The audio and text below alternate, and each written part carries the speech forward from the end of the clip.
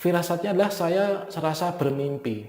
Pada saat mimpi itu saya bermimpi ketemu dengan bupati di kabupaten saya, yaitu Bapak Kanang atau Bapak Insinyur Budi Sulistiono. Setelah saya disalami, itu alhamdulillah beberapa hari kemudian pengumuman lolos CPNS itu akhirnya saya lolos, teman-teman. Assalamualaikum warahmatullahi wabarakatuh, sobat-sobat calon guru, selamat datang di channel calon guru. Sobat-sobatnya, seperti yang ada pada judul video ini, yaitu tentang tips dan trik supaya bisa lolos tes CPNS ataupun seleksi P3K untuk tahun 2021. Nah, pada kesempatan ini saya akan memberikan beberapa tips yang mungkin nanti bisa teman-teman terapkan ya, untuk memotivasi kalian atau untuk supaya teman-teman nanti bisa lolos tes CPNS ataupun seleksi P3K pada tahun 2021.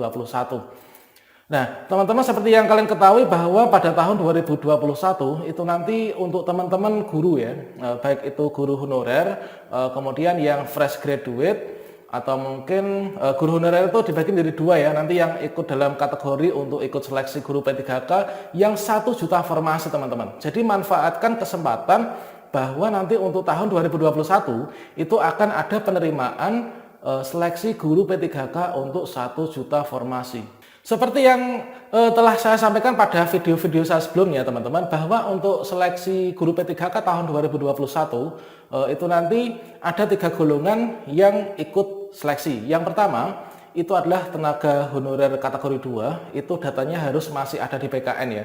Kemudian yang kedua itu adalah guru honorer meskipun bukan K2, yang penting terdaftar di Dapodik. Kemudian yang ketiga ini adalah fresh graduate, meskipun tidak mengajar, yang penting mereka itu mengantongi sertifikat pendidik. Sertifikat pendidik itu biasanya didapatkan dari PPG dalam jabatan ya. Nah, sobat-sobatnya, dikarenakan nanti untuk peluangnya itu sangat besar sekali ya, yaitu 1 juta formasi untuk tahun 2021. Nah, saya akan berbagi tips supaya bisa lolos P3K ataupun CPNS tahun 2021. Ini berdasarkan pengalaman pribadi saya, teman-teman. Namun sebelum saya lanjutkan, perlu saya ingatkan kepada teman-teman, bagi kalian yang belum subscribe, silahkan klik tombol subscribe-nya dan aktifkan notifikasi loncengnya, sehingga nanti jika ada upload video terbaru dari saya, teman-teman tidak akan ketinggalan gitu ya. Kemudian silahkan ditulis di kolom komentar jika ada pertanyaan, dan juga dibagikan video ini ke teman-teman yang lain. Saya itu ikut tes CPNS itu sejak tahun 2010 ya. Nah, pada saat itu kan rumah saya itu kan di Kabupaten Ngawi ya. Saya bela-belain merantau ke Kabupaten Blora, teman-teman. 2010 itu saya ikut tes CPNS di sana, yaitu baru pertama kali ikut tes CPNS ya. Kemudian ternyata di sana saya tidak diterima. Nah, kemudian saya ikut tes lagi di daerah-daerah lain, dan kemudian alhamdulillah pada tahun 2014 itu saya keterima tes CPNS di kabupaten saya sendiri, yaitu di Kabupaten Ngawi. Nah, berdasarkan pada pengalaman saya tersebut yang bisa lolos tes CPNS tersebut, teman-teman, saya akan berbagi tips kepada kalian yang mungkin bisa kalian terapkan ya. Kalau saya itu dulu menerapkan tips yang saya terapkan itu karena ada hasilnya, mungkin teman-teman nanti bisa menyimak dan mempelajari, mungkin juga bisa menerapkannya ya, supaya teman-teman nanti bisa lolos P3K atau CPNS untuk tahun 2021 ini. Nah, kira-kira apa sih teman-teman yang harus kita lakukan pada saat kita akan mengikuti tes ya? Nah, begitu kita itu mendengar informasi, nah ini yang pertama ya teman-teman. Yang pertama ini adalah kita harus mempersiapkan diri dari jauh-jauh hari ya teman-teman. Jadi ini momentumnya itu sangat tepat sekali ya. Saat ini adalah awal tahun 2021. Kita itu sudah mendengar bahwa ada informasi akan ada seleksi guru P3K sebanyak 1 juta formasi pada tahun 2021. Kita mendapatkan informasi itu ketika teman-teman login di info GTK ya. Di sana ada perintah untuk melakukan verifal ijazah, untuk mengecek kevalidan ijazah kalian, dicocokkan dengan nik teman-teman, dicocokkan dengan data kalian. Yang mana di sana alasan di info GTK untuk melakukan verifal ijazah itu adalah dikarenakan akan ada seleksi guru P3K ya, yang mana seperti yang kita ketahui dari Bapak Menteri menyampaikan bahwa nanti akan ada 1 juta formasi. Nah, jadi yang pertama itu persiapkan diri dari jauh hari. Nah, saat ini sangat yang tepat sekali teman-teman, yaitu kita sudah ada info akan ada pembukaan P3K atau CPNS, kita sudah dengar kan? Makanya kita dari sekarang itu harus mempersiapkan diri ya. Mempersiapkan diri itu bukan berarti mempersiapkan diri dalam hal materi atau uang ya.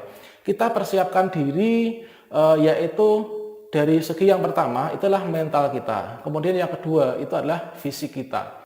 Jadi kita curahkan konsentrasi kita untuk ke depan itu akan ada seleksi CPNS atau P3K. Jadi kita curahkan yang pertama pikiran kita dulu, kita yakinkan diri kita harus bisa lolos untuk seleksi tersebut. Kalau misalkan kita sudah menanamkan pada mindset kita bahwa kita harus lolos, pastinya kita itu akan mendapatkan rasa optimis ya. Kalau kita sudah mendapatkan rasa optimis, itu pasti kita akan timbul rasa-rasa atau keinginan untuk berusaha. Berusaha apa? Yaitu berusaha supaya nanti bisa lolos tes CPNS atau seleksi guru P3K pada tahun ini. Jadi kita tanamkan pada diri kita bahwa kita itu harus lolos. Jadi kita persiapkan sedari sekarang. Kemudian yang kedua teman-teman, yaitu kita harus memahami yaitu tahapan seleksi ya. Nah ini misalkan bagi teman-teman untuk guru ya, karena saya juga seorang guru. Jadi kita harus memahami yang kedua, ini adalah memahami, mengetahui tahapan seleksi yang akan kita ikuti. Nah, seperti halnya kalau misalkan tes P3K ya, kita kerucutkan pada tes P3K, seleksi guru P3K pada tahun 2021, itu nanti untuk tahapan seleksinya, itu hanya ada 2 tahapan teman-teman. Jadi ini berbeda dengan seleksi CPNS. Kalau seleksi CPNS biasanya itu ada tahap seleksi kompetensi dasar atau SKD, kemudian yang kedua ada seleksi kompetensi bidang. Kalau misalkan ada 3 teman-teman tambah seleksi administrasi ya kalau CPNS. Kalau misalkan yang P3K nanti itu hanya ada 2 tahapan seleksi, yaitu yang pertama ini ada seleksi administrasi, kemudian yang kedua ini adalah seleksi kompetensi bidang ya. Yang mana untuk seleksi administrasi itu adalah dimulai dari teman-teman itu melakukan pendaftaran ya. Kalau teman-teman sudah memahami tahapan seleksi, itu nanti kalian harus segera mempersiapkan ya. Mempersiapkan apa saja yang harus kalian lakukan, apa yang harus kalian siapkan supaya lolos pada tahapan-tahapan seleksi tersebut. Seperti yang kita ketahui, kalau misalkan seleksi guru P3K itu ada seleksi administrasi dan juga ada seleksi yaitu seleksi kompetensi bidang ya. Ini teman-teman harus mempersiapkan diri.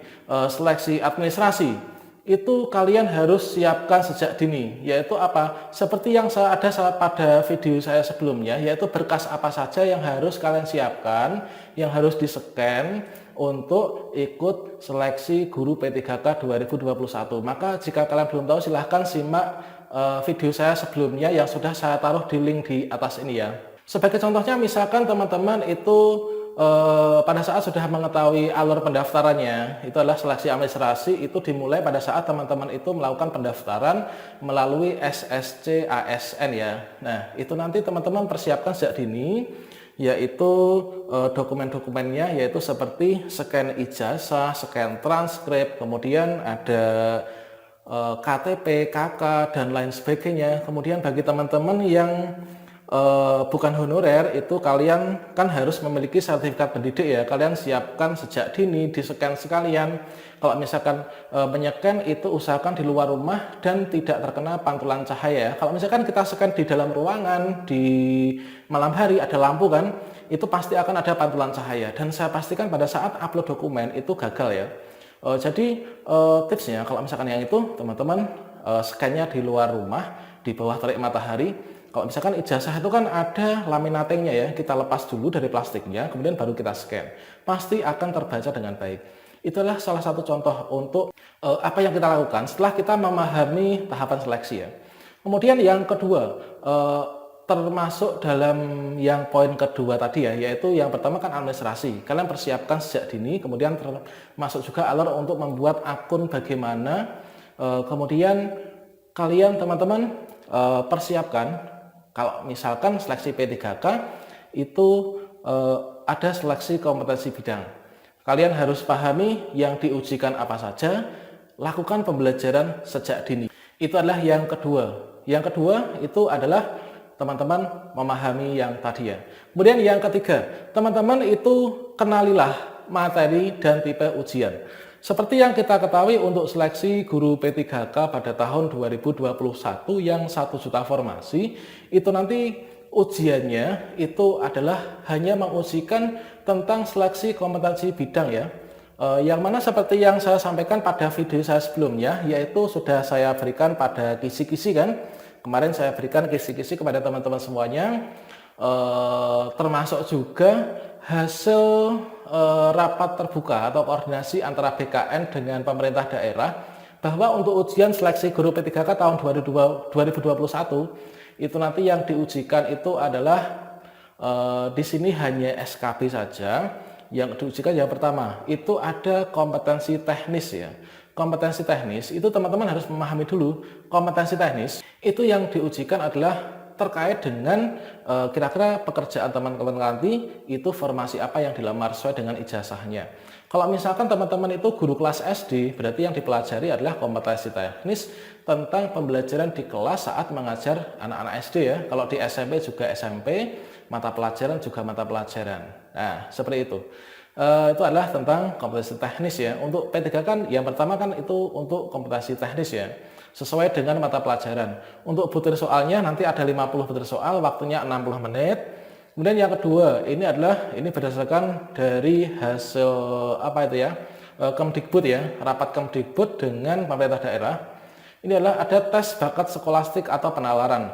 Kalau misalkan tes bakat skolastik atau penalaran, itu tentunya bagi teman-teman yang sudah berulang kali mencoba ikut seleksi CPNS itu tentunya sudah memiliki gambaran soalnya ya. Nah, seperti itu. Itu dipersiapkan sejak dini. Kemudian ada kompetensi manajerial, teman-teman.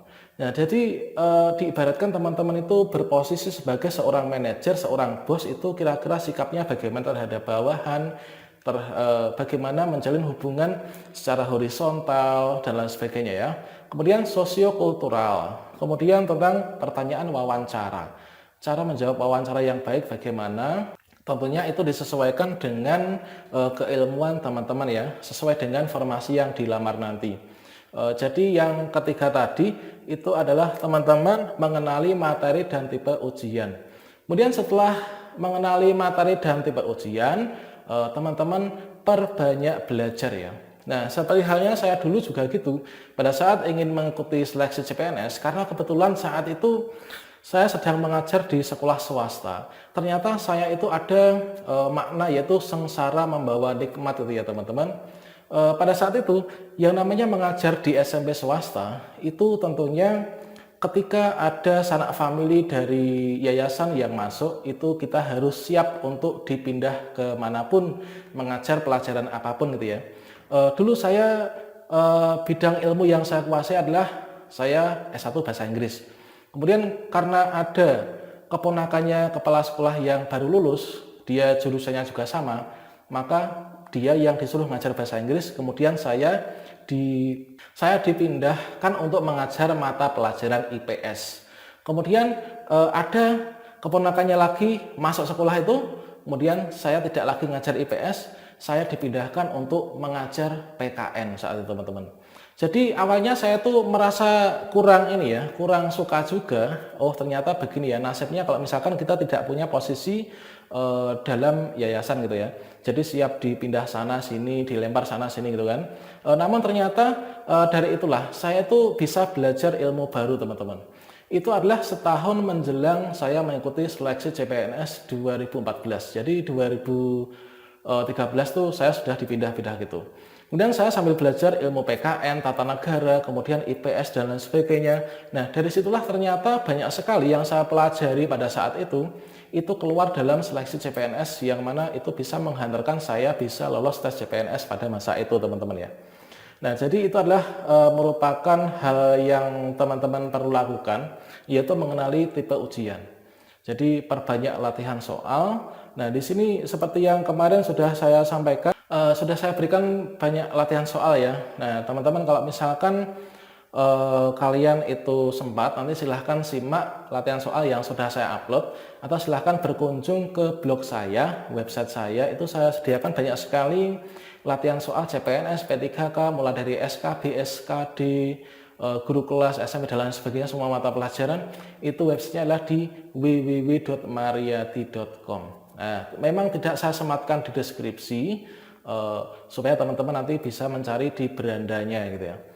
Oke, kemudian teman-teman yang keempat, kalian persiapkan yaitu dokumen ya. Nah, dokumen ini adalah suatu hal yang perlu disiapkan untuk bisa lolos seleksi administrasi ya.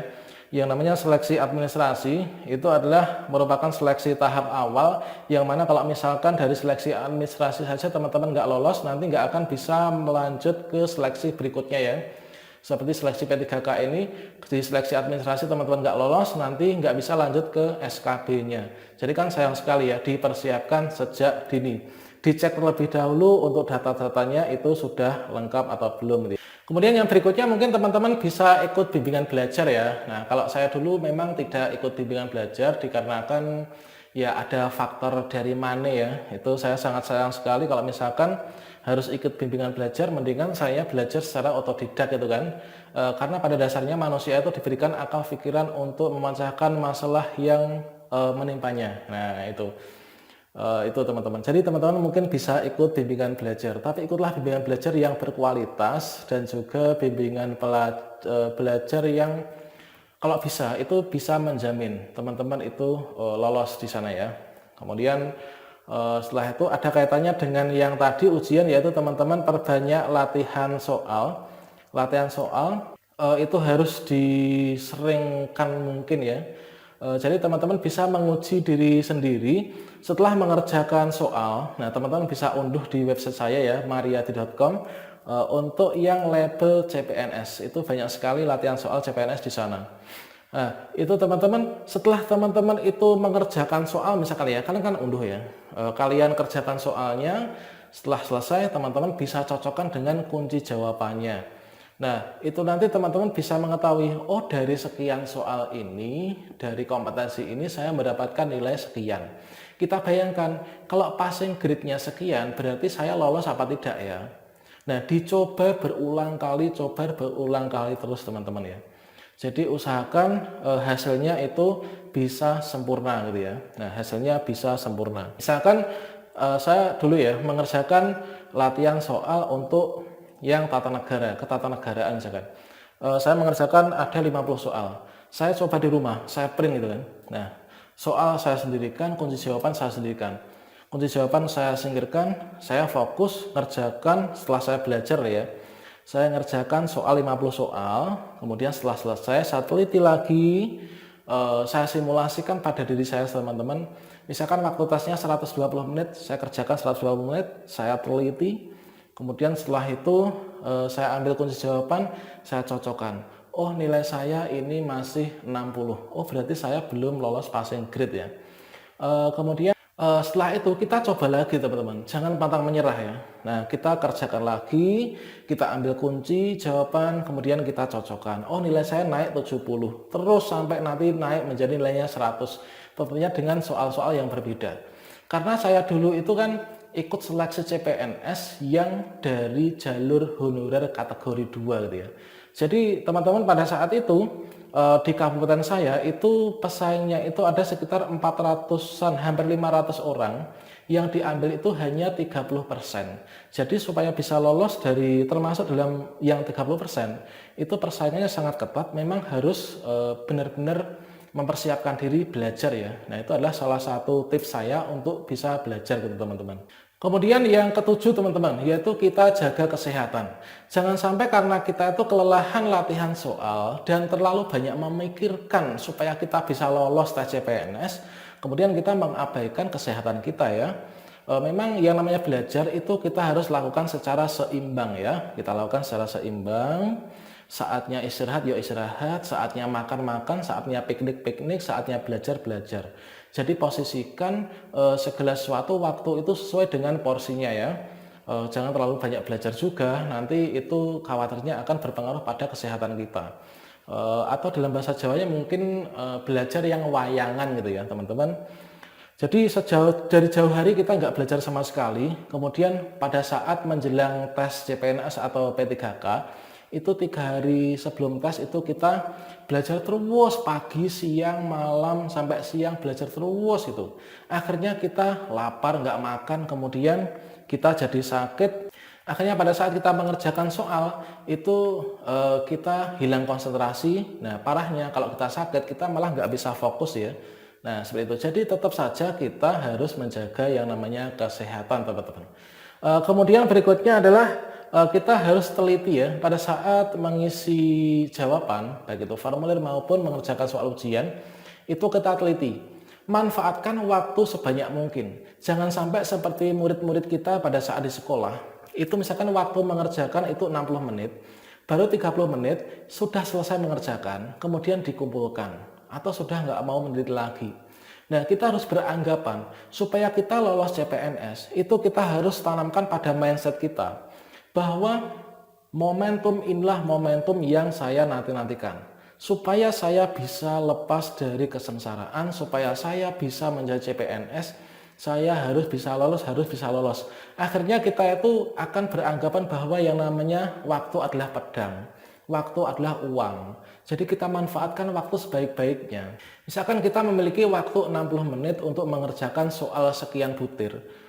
Itu kita baru habis separuh waktu saja sudah selesai. Maka kita manfaatkan waktu yang tersisa untuk meneliti soal-soal dan jawabannya. Siapa tahu dengan kita meneliti itu, awalnya ada 1 atau 2 butir soal yang salah, nanti bisa menjadi benar. Itu tentunya adalah sesuatu hal yang sangat bisa menolong kita teman-teman ya. Jadi kita anggap butiran-butiran soal, poin demi poin soal ujian itu kita anggap sebagai sesuatu hal yang sangat berharga. Kita anggap sebagai emas itu ya. Jadi sangat sayang sekali kalau itu hilang atau salah. Nah itu teman-teman. Jadi kita kita tanamkan pada mindset kita bahwa lolos CPNS atau lolos P3K itu adalah merupakan titik awal kita menuju kesuksesan. Jadi kalau misalkan kita tanamkan seperti itu, kita tidak akan meremehkan yang namanya ujian. Kalau kita menghargai ujian, menghargai waktu, menghargai soal dan jawaban, insya Allah nanti teman-teman juga akan bisa lolos itu ya. Kemudian teman-teman yang terakhir itu adalah, nah ini berkaitan dengan spiritual kita ya. Kita setelah berusaha susah payah, berusaha dengan baik, maksimal, kita harus berdoa dan tetap optimis ya. Kita harus berdoa sesuai dengan agama dan kepercayaan masing-masing gitu teman-teman. Kalau pengalaman pribadi saya ya dulu teman-teman. Kalau dalam agama Islam itu kan gini ya, salah satu hal yang bisa meningkatkan konsentrasi kita, daya ingat kita itu adalah puasa. Itu kalau di dalam agama saya, di Islam itu ya. Nah, pada saat itu saya berpuasa Senin Kamis itu ya. Kemudian saya berpuasa weton itu ya, karena dulu ada kakek saya yang mengatakan, "Nak, kamu kalau ingin punya tujuan, kamu silahkan puasa." Puasa apa, Mbah? Puasa weton gitu ya. Nah, kebetulan teman-teman pada saat itu menjelang ujian itu saya melakukan puasa Senin Kamis, puasa weton gitu kan, untuk meningkatkan daya ingat, meningkatkan konsentrasi pada saat mengerjakan soal. Itu tiba puasa weton terakhir, itu adalah di hari Jumat itu kan, saya puasa terakhir. Nah, di hari Sabtunya itu adalah pelaksanaan tes CPNS. Nah, itu teman-teman. Kalau misalkan kita sudah berusaha, ini pengalaman pribadi dulu ya.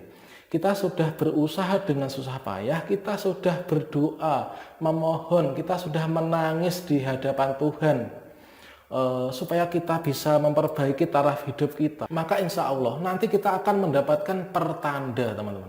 Mendapatkan pertanda entah itu dari mimpi atau firasat, kita itu lolos apa enggak sih gitu ya. Nah jadi kalau saya sendiri ya dari pribadi saya sudah pengalaman nih ya. sudah berusaha, sudah berdoa, menangis kepada Tuhan, kemudian saya itu mendapatkan firasat bahwa saya itu lolos tes CPNS pada masa itu. Nah, firasatnya adalah saya serasa bermimpi. Pada saat mimpi itu saya bermimpi ketemu dengan bupati di kabupaten saya, yaitu Bapak Kanang atau Bapak Insinyur Budi Sulistiono. Pada saat itu saya bermimpi, saat itu seolah-olah itu saya berada di sebuah ladang, saya mencangkul gitu kan. Kemudian ada iring-iringan Bapak Bupati dan rombongan. Itu dia istilahnya nunut ngiyup di gubuk gitu ya, atau di pondokan di sawah gitu. Terus saya dipanggil, Mas ini mas. Kemudian saya disalami. Nah gitu ya. Setelah saya disalami, itu alhamdulillah beberapa hari kemudian pengumuman lolos CPNS itu akhirnya saya lolos teman-teman. Dan ternyata saya tanya ke teman-teman saya yang sesama lolos tuh mereka juga mendapatkan firasat, mendapatkan impian seperti itu. Nah jadi itulah teman-teman, kalau misalkan kita sudah berusaha dengan susah payah, masalah hasil itu adalah kita berdoa, ya kita tinggal bisa berdoa, insya Allah nanti Tuhan akan mengabulkan. Oke, demikian sobat semuanya. Semoga nanti bisa menginspirasi kalian semua. Dan saya doakan teman-teman bisa lolos seleksi guru P3K tahun 2021 dan juga CPNS-nya untuk yang selain guru. Semoga saja nanti dengan lolosnya tersebut, karena ada banyak sekali formasi yang kosong, manfaatkan, ini adalah peluang emas bagi kalian semuanya. Dan kita anggap ini adalah merupakan titik balik dari kehidupan kita, nah, menuju kesuksesan gitu ya. Baiklah, sampai jumpa sobat semuanya. Wassalamualaikum warahmatullahi wabarakatuh.